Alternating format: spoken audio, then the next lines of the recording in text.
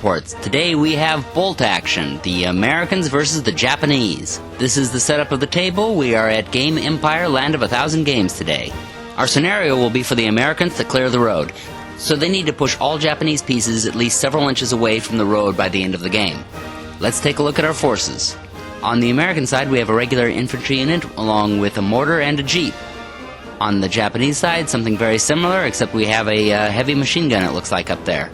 There are also 2 snipers, and of course no jeep. The Japanese set up with a squad of infantry hugging the building, and another infantry squad way over on the other flank. The Americans have 2 squads facing that one Japanese squad, along with a couple others near the building and the jeep behind the building. Now let's see who goes first. It will be the Japanese. The machine gun opens fire and takes out a couple of the Americans. And the spotters go creeping forward. Oh, actually that's a sniper. And he fires and takes out 2 of the infantry. The jeep comes running out for revenge. He races out into the middle of the field. He fires on the Japanese infantry but doesn't take any of them out. The Japanese infantry charge back at the American jeep. They fire back at him and destroy the jeep.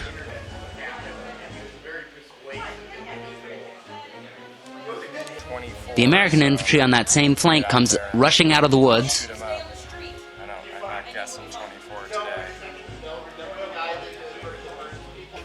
They fire and take out 2 of the Japanese infantry. The Americans on the other side go into the building. One of the Japanese officers runs around the building. The Japanese infantry by their building goes rushing up along the edge of the woods there. Spotting them, the Americans rush around the woods to catch them.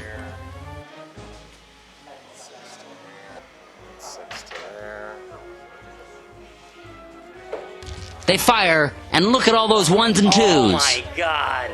Only needed 3s to hit, and you got 1s and 2s. This is going to be really bad for the Americans when the Japanese shoot back at them. Here's the table at the end of the turn. Down at the bottom, the Japanese and the Americans are now face to face without any cover between them. Up in the center, the jeep, of course, is burning, and there have been about an even amount of casualties on both sides. Now we'll see who gets initiative on this next turn. This is going to be very important because of that part that's happening at the bottom there. And it's the Americans. They have lucked out. They're going to rush up to those woods to get some cover and probably get some shots off. Right in their face.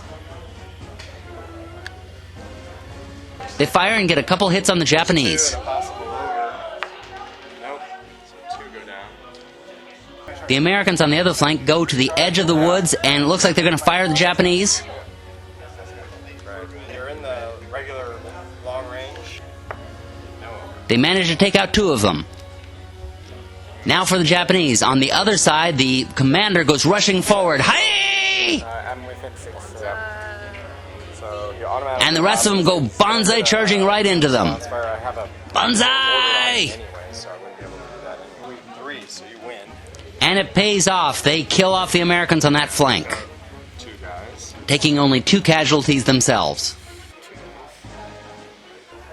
The sniper fires at the mortar team and takes it out. The Americans in the building counterfire at the Japanese who did the bonsai charge and take out one of them. Thanks. And this is how it looks at the end of the second turn. It looks like down here at the bottom, the Japanese are just going to continue their bonsai charge up around here to the building and maybe sweep up the Americans up on the other side. The Americans have a little bit more of a traditional stand and fight strategy going on here, where they are firing at them from their positions. The machine gunner is spreading covering fire along the top part here, and the snipers are picking off individuals one by one. American air power comes in and goes after the Japanese squad, and take out the Japanese who are out there in the open. Emboldened by their effective fire, the Americans now come out of their protective cover, rushing forward at the snipers. The machine gunner opens fire and takes out 1. So if I roll 6 again? Yeah. I get to pick, right? Yeah. You know, I forgot I had a... And then 2 of them. The bonsai squad actually doesn't do what I expected them to do. They instead go into the woods, and now they're going to start trading fire with the Americans in the building. So that's fine. You just put them over the edge a little bit so that signifies that they're... Okay. They fire and kill 1 of them. The Americans fire back and take out half of them. There's only 2 left now. Some of the Americans in the center scoot up.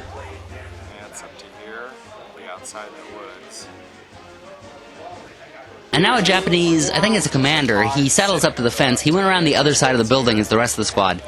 So apparently the Americans didn't see him scoot up that close. He fires but misses at the building. The Americans in the center move up towards the Japanese sniper. They fire and take the sniper team out. The machine gunner fires and takes out all but one of that American team that's out in the open. Oh, and there goes the last of them. The Americans in the center start to make their own charge right there in the middle. They get fire from the side. And now the remnants of the Japanese bonsai squad are running towards that building. They rush in for another bonsai charge. Bonsai!